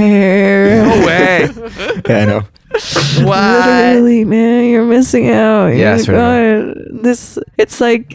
20th anniversary now too, so there's no better time than now. Maybe for the 30th. No! Get on that shit! Oh, wow. Anyway. Yeah, like I guess those are like some of the biggest influences. I really like playing indie games, like just random indie games, and then listening to those scores, and I can't really point any of them out necessarily because, like, you know, a lot of indie games you kind of play like within a week or so, or even less sometimes, but those like have a huge impact. Just the way that the experience is so well made, definitely like one of the biggest influences in the kind of experience that I want to make. There's definitely like an epic side to me. Like I really want to do like, you know, shit like Skyrim and stuff like that. But I don't know. Like I think it's fun, but I don't know if that's where I'm going to end up. Honestly, I have yet to see what's going to happen in the future. I think synthesizers are bigger in my life right now. Right. And like listening to scores with synthesizers are a lot more influential on what I do at this point, which is mostly actually like singer-songwriters and pop artists. But yeah, definitely. Nice. What are a few genres that you've been enjoying composing lately? So again, definitely synthesizers. Yeah, synthesizers. Yeah, I know we just covered it. Any kind of synth stuff. Because it's so like it has such a nostalgic sound to it, but at the same time, you can make it like your own because you can make your own synth patches, right? So it's something that is so nostalgic, but at the same time can like change forever and has this whole world to it. It's like so versatile. It's you know, especially now that we have like, I mean, I have a few physical ones, a couple actually, just two of them. Even just the fact that we get to have like, you know, the shit, I'm like forgetting my words, like VSTs that are synthesizers. Yeah. So non-physical ones, digital, there you go, digital synthesizers. You can have like a really good sound library of a violin or whatever, but it's never going to sound like the real thing. No. But like a digital synthesizer is going to sound pretty close or like exactly like the real thing. So that to me is amazing, is the fact that like it's one of the best ways to experiment, and it's one of the best ways to just get your shit out there. Yeah, so that's one of the big ones. Another one is I like sampling my own stuff, so like any kind of experimental things. I recently found out that through Columbia I love doing horror film stuff. Horror is great. Yeah, so much fun. It is, and I didn't think I would have this much fun with it. And it's just so playful. Our last assignment was to do a quartet of like jingle bells. Oh, not jingle bells, any like Christmas or holiday song. I did the jingle bells, but I did like it's called I'm scared of the jingle bells, and it's like, no way. Did you like drop everything to minor or? It's so not only does it drop to minor at the beginning, it's like pizzicato at one point. It's a marcato, so they're hitting the strings, and oh my god, it goes from like a major, like the regular major, and then going down like semitones, like that's so ominous. And then it's I love it. Super and like layering semitones on semitones. It was so out there, and I was just like, this is great. Like this is the shit I like to do, you know. That is so cool. Like a string quartet of my nightmares. Yeah, pretty much. Those are like the two big things. That's fun stuff. Yeah. We have a few more questions and then some rap fire ones, but we still have a bit of a ways to go here. I have wanted to ask you, once you finish your master's, or maybe during your summer break when you don't have an internship, whenever you have time, basically, what are some personal projects that you would like to do? So not music related, right? Or music or not, anything, not, honestly. Yeah. Okay, because I actually have something non-music related that I'm going to do in the summer, because it's the only time in my life that I'm going to have this happen to me. Oh, nice. What? Tell us about it. It is a journey that I'm going to go on with my roommate. I don't know if you know El Camino de Santiago. It's an 800-kilometer trail in Europe. You walk from France to Spain. Obviously, you're not walking all day. Like, you're walking, for half the day and then resting for the rest of the half. But it's about a 40-day walk. Oh, my God. And I'm going to do that this summer. Hopefully, if the pandemic doesn't completely eat us alive. Jesus. I pray for your legs and your ankles.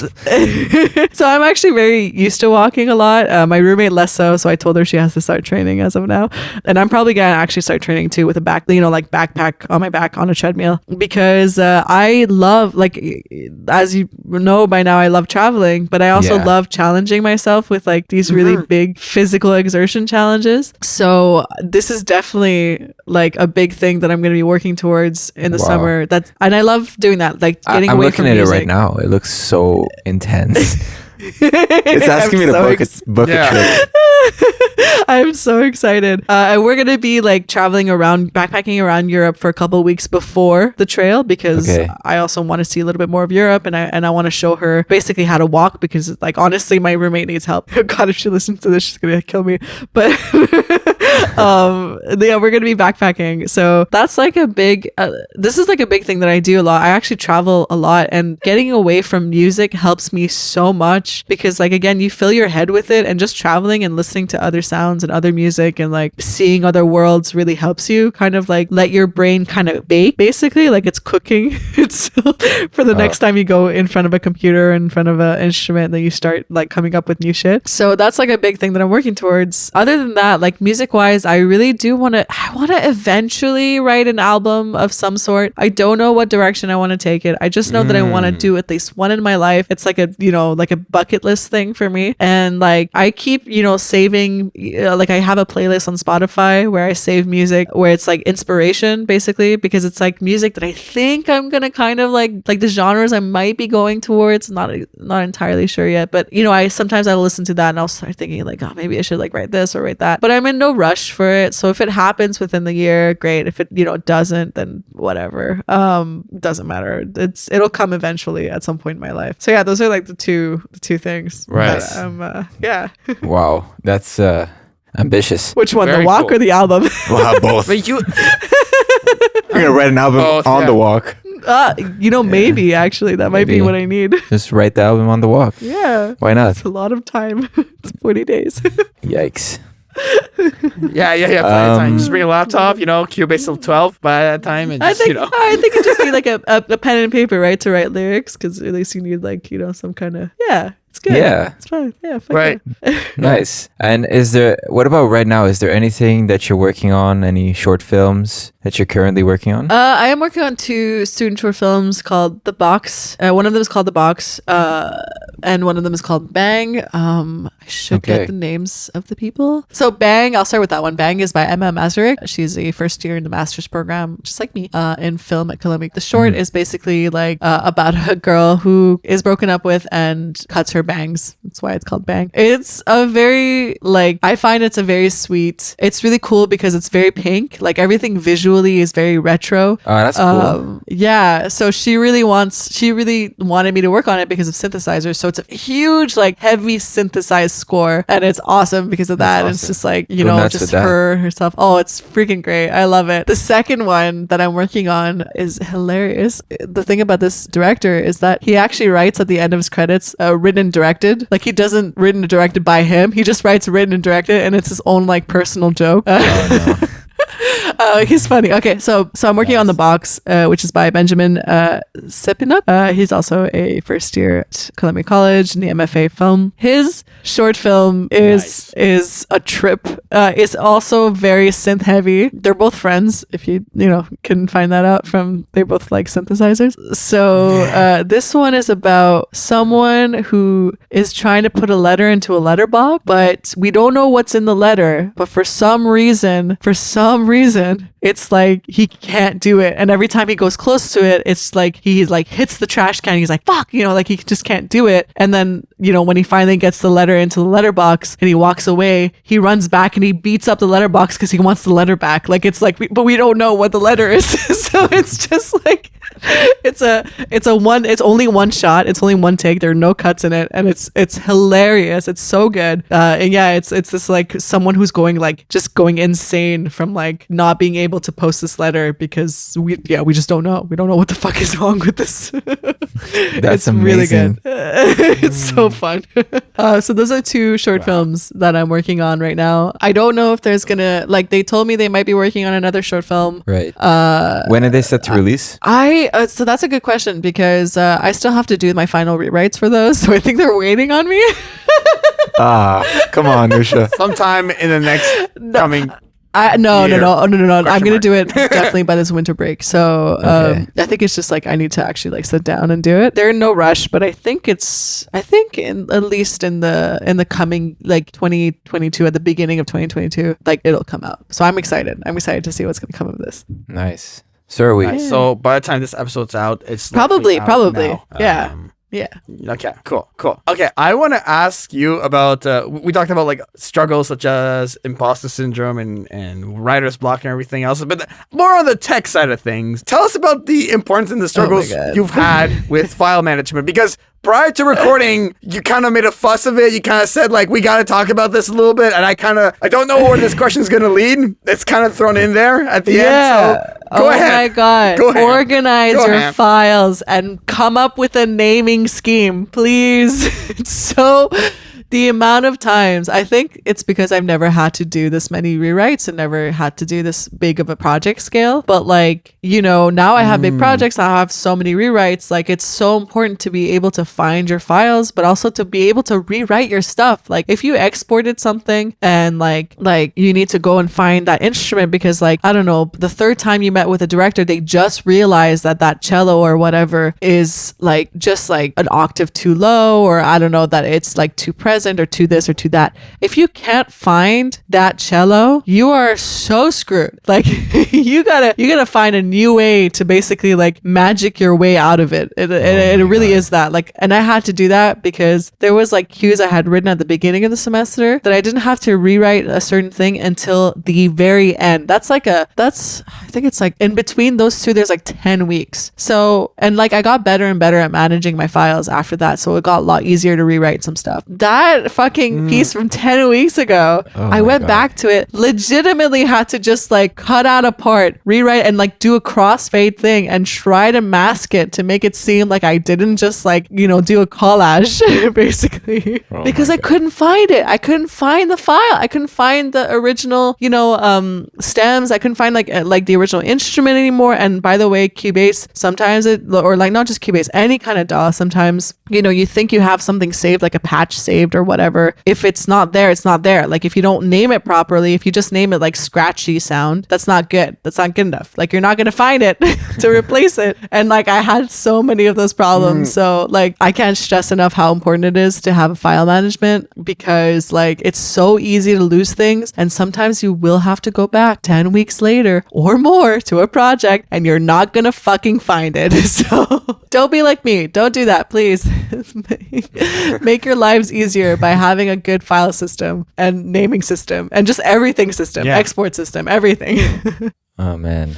That's what I gotta say about that, because I went through it. Fuck. I know what you mean. I back up everything on a hard drive. I have a Google Drive that I back up to. I have a second hard drive that I back up to. And it's like essential. It's not even like for fun. Oh yeah. If you don't have something in two places, it's like you don't have it at all. It just doesn't exist. 3 places, because you never know if you're back up. Oh my God. Right. That's true. Okay, now we're getting into the. I'm saying at least 2 places. I do also have things in like several.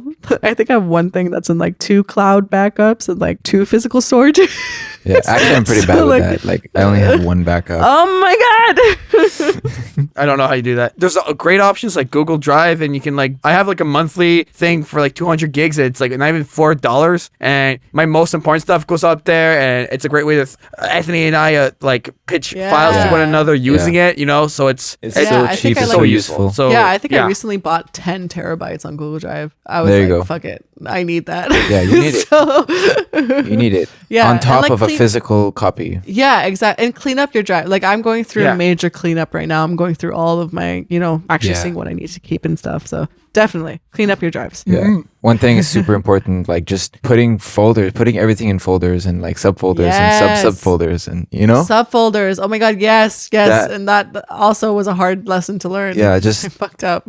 In general, keeping everything organized and easy to see, easy to find. Yeah, I learned that the hard way. Definitely. So Neusha, coming from somebody who has lived in Montreal and is now currently in Chicago, what would you say is the biggest contrast in the music scene between the two? Yeah. What differences do you see as a composer? Definitely Montreal is much more experimental and is a lot more open to experimental music. A lot of electroacoustic works come from Montreal, which is amazing. A lot of like northern influences too. Like we have a lot of like, you know, Montrealers are quite used to listening to like Scandinavian voices or like using those in random projects, or like we have a lot of influences that are like Irish influences as well in Canadian music and all that stuff. So like there's a lot of a northern feel, like almost like a colder feel to it. Very experimental, very texture oriented. oriented. Chicago, like I never thought that American music could sound so different, but it really does. Like it's a lot more, you know, influenced by pop and jazz, and like there's so much more jazz in Chicago. Oh, yeah. Like jazz in Chicago, it's insane. It's so good. That's where it's at. Yeah, like I would actually recommend anyone to go to Chicago. Go to the Green Mill. It's where Al Capone like had his own booth over there. Like it's amazing. The jazz over there is awesome. Wow. Also like great cocktails. No, yeah, like people are much more influenced by jazz, much more influenced by like rock music and like Americana music. So even like composing, you know, like when I had to write music for like the feature, a lot of it was Americana, and I had to learn about that because I was like, I don't fucking know how to do this. Like I would add in like an Irish flair or like an experimental thing, and the director was like, I don't know, like I don't know if I'm really, you know, into this kind of thing. So I'm sure it could be like an advantage though. Like you kind of have an upper hand. You have a different approach to it. Yeah, I mean, I think that is something that is like an advantage, and I think a lot of international students, it's like it's both a pro and a con. A con because it's like we have to learn a whole other music language that we don't know.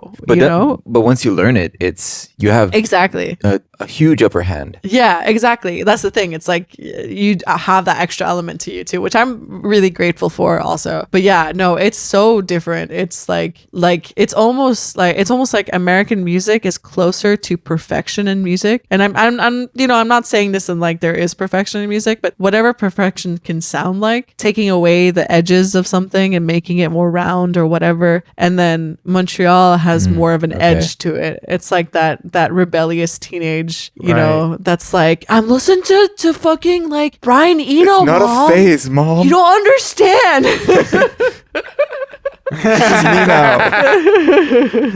That's like the big difference between the two, definitely. Okay. Yeah. I see now.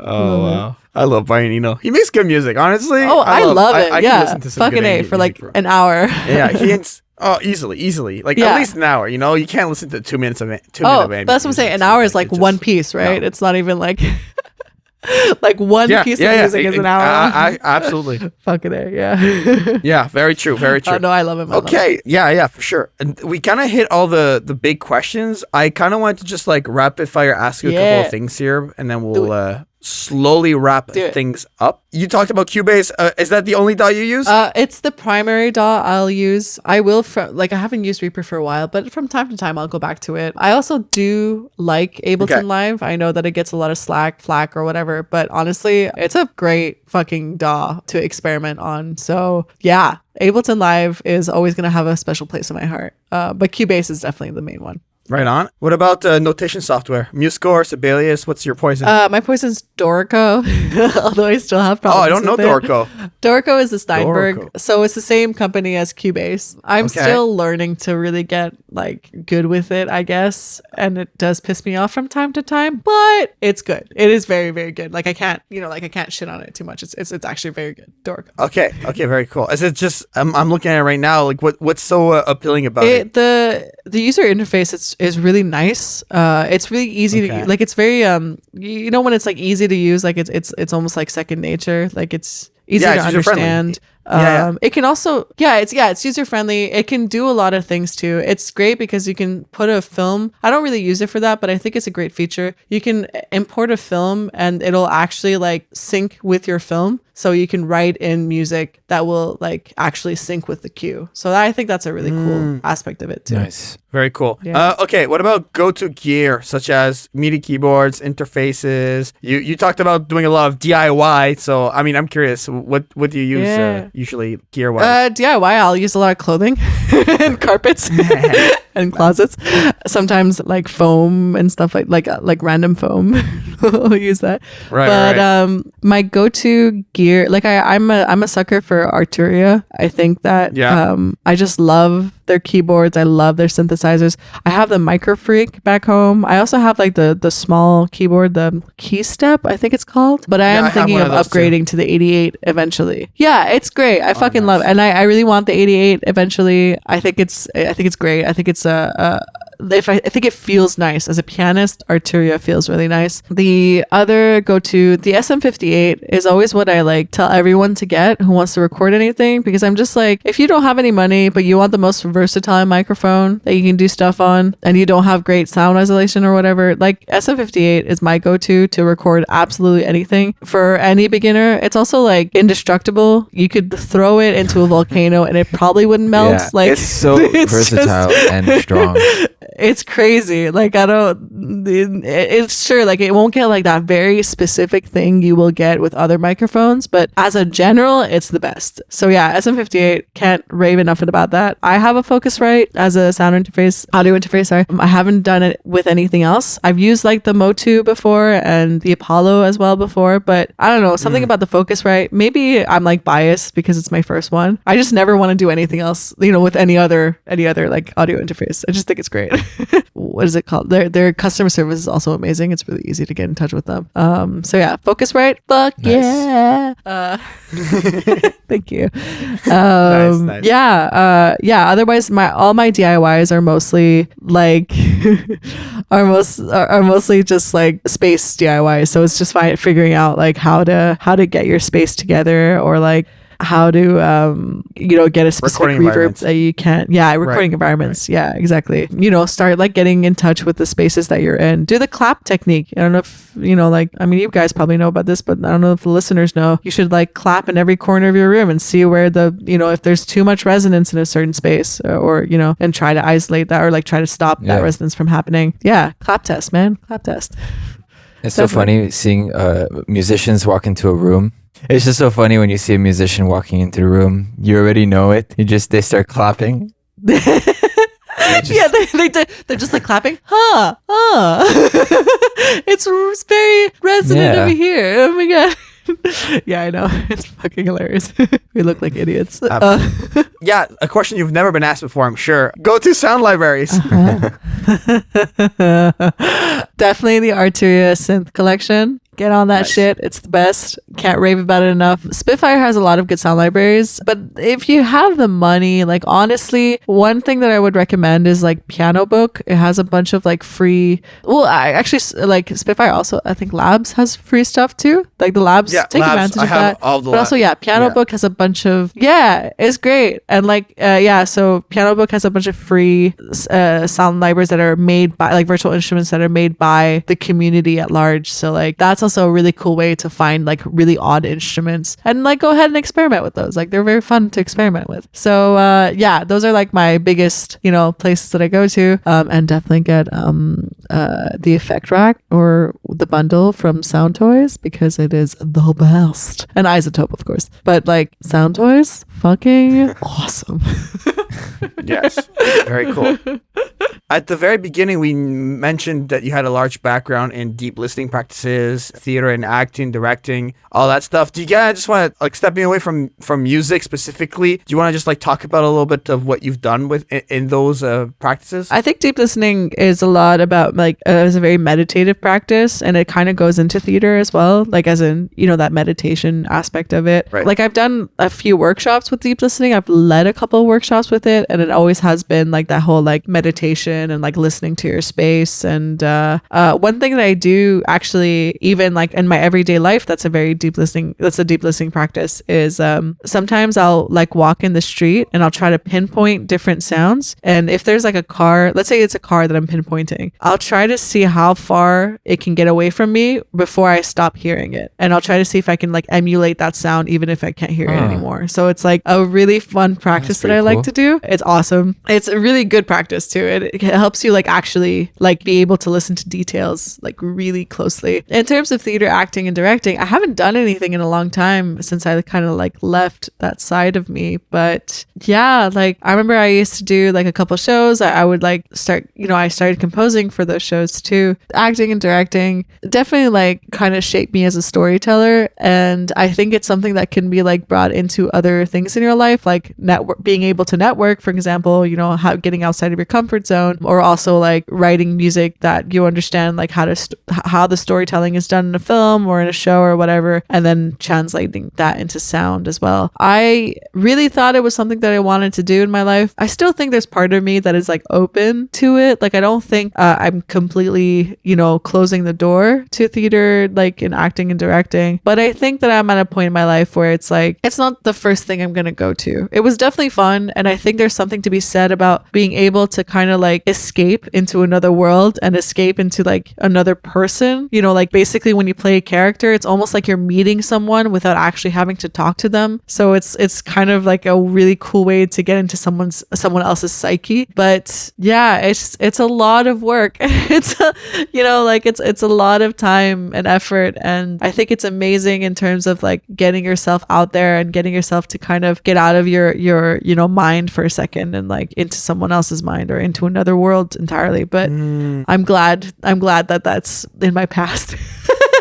I'm glad that music is now the thing that I do. But it definitely has helped. It's definitely like got me to be better at communicating with directors. Right, 100%. for sure. Yeah, definitely. I this was kind of like a question that I wanted to slide in when we were talking about your education and everything, but I left it here just because it kind of just relates to networking, which was another point we discussed. In Concordia, in the music department, there was a lot of collaborations between the different programs, and all being on the same floor, there was a lot of camaraderie. Like, as I said, do you feel like you have the same over in Chicago? Like, do you get to collaborate with other programs a lot in different departments? We definitely, like, the music students are with the music students. So, like, you know, I have all the undergrads in the same building as the grad students. So, like, collaboration within the department itself, within just the music department, like, it's super well, like, kind of like it's right there, right? Like, I have like walked out of the mixing room basically and like seen an undergrad that was, I don't know, like a singer or whatever, and I was like, hey, you come here, I need you. And I just used them in a piece. You are communicate with me.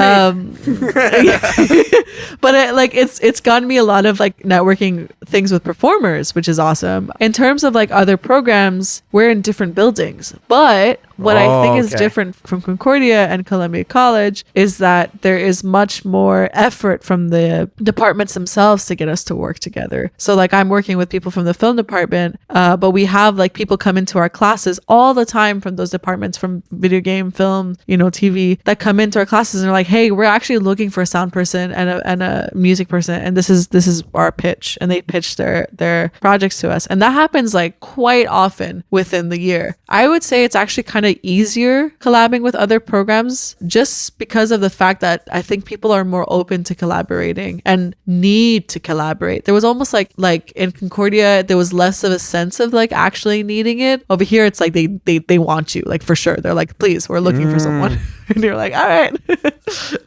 Yeah. Very cool. Basically. Very cool. Okay, cool. Neusha, thank you so much for coming on. Thank you so much. Thank you. That was such a great conversation. We really I feel like we covered everything. We do have a final question to ask you, a tradition on the podcast, but was there anything else you kind of just wanted to leave us on before? Is there any like a topic, anything else that we didn't ask? Or I feel like we covered basically your entire life here. It was very, very complete. But, oh my God, sorry for talking so much, by the way. I feel like we've been, like, you're on a podcast. That's the whole point. That's the whole it's the whole point. Yeah. You did great. You did so good. Yeah. Okay. Anthony, I think it's time for I mean, before we get to that, I just kind of wanted to maybe ask you, what has been your favorite part of all this, like in general, whether it's compositionally or academically or just in general, what has been your favorite part? Honestly, like meeting people and just... I knew she was going to say that. I kind of figured too. I was just social. You're such a social butterfly. I was like, she's going to say... No, but you know what? There's something to be said about like going to a totally different place where you don't know anyone and you have to start your friend circle from zero. Yeah, that's scary, but it's special. It is. Yeah, it's both what you said. It's scary and special. And you will not find friends for the first like month or two. You will be very lonely. But eventually when you finally get that circle and you start to become really good at making friends everywhere. And it's just like, it's so cool. Like I think that's my favorite part. And I'm sure that not having a language barrier makes it easier for you. Yeah, there's still like, for some reason, my French accent comes out in the States, and I start to think in French, which is really stupid because I think it's my brain being so intimidated. It like resorts back to French. But eventually when I get over that, there's 100% not a language. Yo, I've caught myself just like saying, oh, allez-y, or oh, excuse-moi, just like when I was in the US. It's like, oh, fuck.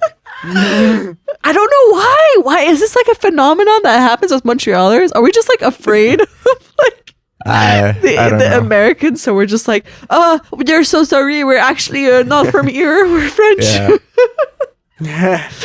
Oh my god. Yeah. So we kind of created a little tradition here on Soundspace. So we like to ask our guests one final question. And my question to you is, what is your advice to people who want to get into the space of sound? All right. My advice is don't think about anyone else, because when we start thinking about like, oh my God, I can't do this because of, I don't know, XYZ, like this person is like that or this person's like this. Like if ever that comes to your head, just remember that that person that you're thinking of, let's say for me, it would be like Hildur Guðnadóttir or someone a little bit less, like let's say David Bowie, right? You look at David Bowie and you're like, oh my God, like I'm never going to be like him. Like, I'm never going to be the next David Bowie or whatever. First of all, you don't have to be, because you don't need two of the same people.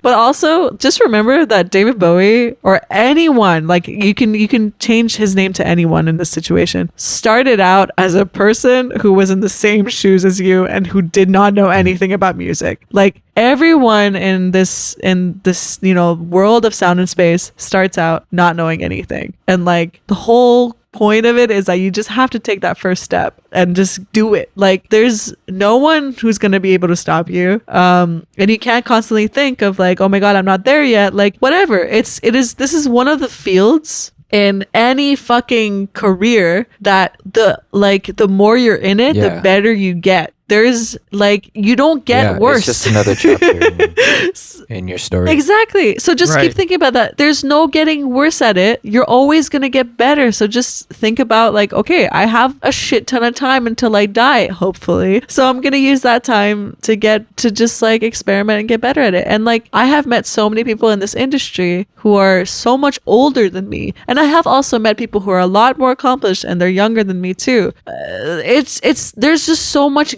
like so many different people out there, and there's so much gap between everyone, but like nobody cares. At the end of the day, it's not about like, oh my God, I'm gonna like race against them or whatever, or like, there's like there's this like marathon in life that I have to get to the end of and I need to be before them or whatever. No, like the only person that you have to get better than is yourself. Nobody else. You don't need to be better than the next person, because you're gonna focus half of your energy on that person and on how to try to get better than them.